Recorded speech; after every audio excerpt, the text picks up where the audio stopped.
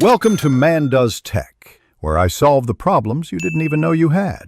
You begin by installing Share It on both phones and granting location, storage, and network permissions so the app can create a direct link. Once done, open Share It on the device sending files and choose Send. On the receiving device, tap Receive.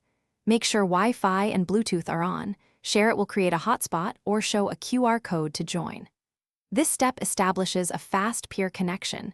Do not use cellular data. The transfer runs over the local link for speed and privacy. Now select the exact files you want to move: albums, individual photos, APKs on Android, or documents.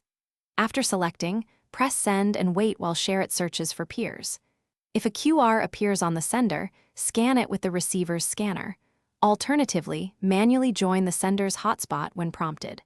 Once devices show as connected, confirm the target device name to avoid accidental transfers. This ensures the right files go to the right phone and prevents duplicate or misrouted transfers.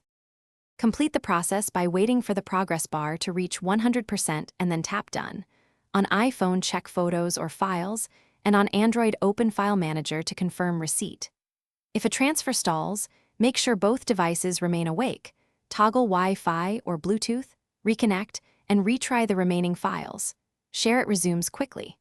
For APKs, remember to enable install from unknown sources on Android before opening the file. This final check ensures files are accessible. Thanks for watching. If you found this helpful, don't forget to like and subscribe.